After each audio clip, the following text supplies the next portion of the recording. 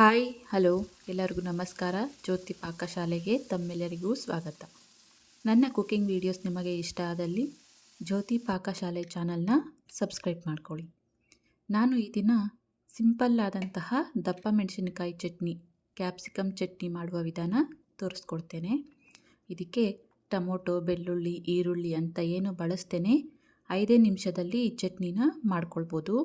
ಚಪಾತಿ, ರೊಟ್ಟಿ, ಅನ್ನಕ್ಕೆ ಅಂತ ಯಾವುದರ ಕಾಂಬಿನೇಷನ್ ಆದರೂ ಈ ಚಟ್ನಿ ತುಂಬಾ ಚೆನ್ನಾಗಿರುತ್ತೆ. ಬನ್ನಿ ಕ್ಯಾಪ್ಸಿಕಮ್ ಚಟ್ನಿ ಮಾಡೋದು ಹೇಗೆ ಅಂತ ನೋಡೋಣ. ನಾನಿಲ್ಲಿ 2 ಕ್ಯಾಪ್ಸಿಕಮ್ನ ತಗೊಂಡಿದ್ದೇನೆ. ಇದನ್ನು ನೀಟಾಗಿ ತೊಳೆದು ಸಣ್ಣದಾಗಿ ಕಟ್ ಮಾಡ್ಕೊಳ್ತೇನೆ. ಗ್ಯಾಸ್ ಮೇಲೆ ಕಡಾಯಿನ ಇಕ್ಕಿ ಗ್ಯಾಸ್ ಹಚ್ಕೊಳ್ತೇನೆ. ಕಡಾಯಿಗೆ ಸ್ವಲ್ಪ ಎಣ್ಣೆನ ಹಾಕ್ಕೊಳ್ತೇನೆ. ಎಣ್ಣೆ ಕಾದಿದೆ. ನಾನಿಲ್ಲಿ 3 ಹಸಿಮೆಣಸಿನ್ಕಾಯಿನ ಈ ರೀತಿ ಮಧ್ಯಕ್ಕೆ ಮುರಿದು ಹಾಕ್ಕೊಳ್ತಾ ಇದ್ದೇನೆ. ನಿಮಗೆ ಖಾರ ಜಾಸ್ತಿ ಬೇಕಂದಲ್ಲಿ ಜಾಸ್ತಿ ಹಸಿಮೆಣಸಿನ್ಕಾಯಿನ ಯೂಸ್ ಮಾಡ್ಕೋಬೋದು. ನಾನಿಲ್ಲಿ ಖಾರ ಇರೋದ್ರಿಂದ 3 ಹಾಕ್ಕೊಳ್ತಾ ಇದ್ದೇನೆ. ಹಾಗೆಯೇ 2 ಕ್ಯಾಪ್ಸಿಕಮ್ನ ಕಟ್ ಮಾಡ್ಕೊಂಡಿರೋದನ್ನು ಸೇರಿಸ್ಕೊಳ್ತೇನೆ. ಕ್ಯಾಪ್ಸಿಕಮ್ನ ಹಾಕಿ ಚೆನ್ನಾಗಿ 1-2 ನಿಮಿಷ ಫ್ರೈ ಮಾಡ್ಕೊಳ್ಳೋಣ. ಮೀಡಿಯಮ್ ಟು ಲೋ ಫ್ಲೇಮಲ್ಲೇ ಫ್ರೈ ಮಾಡ್ಕೊಳ್ಬೇಕು ಕ್ಯಾಪ್ಸಿಕಮ್ನ. ಜಾಸ್ತಿ ಸಾಫ್ಟ್ ಆಗೋವರೆಗೂ ಬೇಯಿಸ್ಕೊಳ್ಬಾರ್ದು. ಈಗ ಇದಕ್ಕೆ 1/4 ಟೀ ಸ್ಪೂನಷ್ಟು ಜೀರಿಗೆನ ಹಾಕ್ಕೊಳ್ತೇನೆ. ಜೀರಿಗೆನ ಹಾಕಿ ಚೆನ್ನಾಗಿ ಇದನ್ನು ಮಿಕ್ಸ್ ಮಾಡ್ಕೊಳ್ಳೋಣ. 1 ನಿಮಿಷ ಇದನ್ನು ಫ್ರೈ ಮಾಡ್ಕೊಳ್ತೇನೆ. ನೋಡ್ಬೋದು ಕ್ಯಾಪ್ಸಿಕಮ್ ಅರ್ಧದಷ್ಟು ಬೆಂದರೆ ಸಾಕು.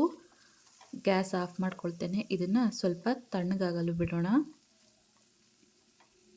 ನಾನಿಲ್ಲಿ ಸಣ್ಣ ಮಿಕ್ಸಿ ಜಾರ್ ತೊಗೊಂಡಿದ್ದೇನೆ.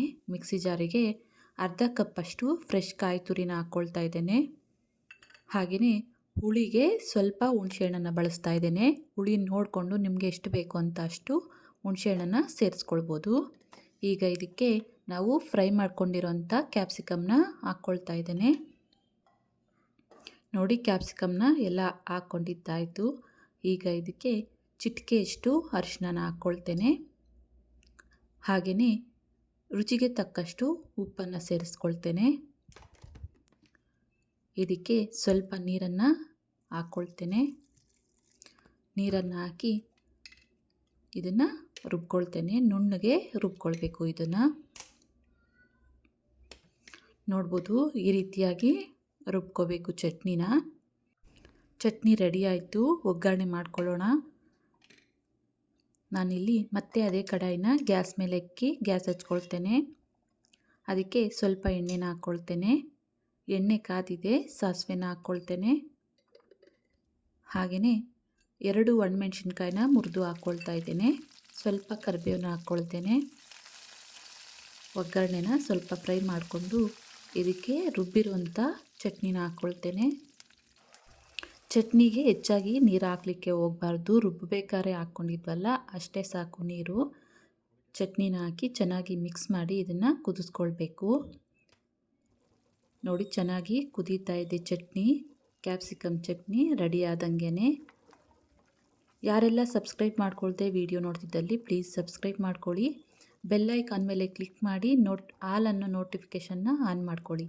ನಾನು ಯಾವುದೇ ಹೊಸ ವಿಡಿಯೋ ಬಂದರೂ ನಿಮಗೆ ನೋಟಿಫಿಕೇಷನ್ ಬರುತ್ತೆ. ಬೇಗ ನೀವು ನೋಡ್ಕೋಬೋದು. ನೋಡಿ ಚಟ್ನಿ ರೆಡಿ ಆಯಿತು.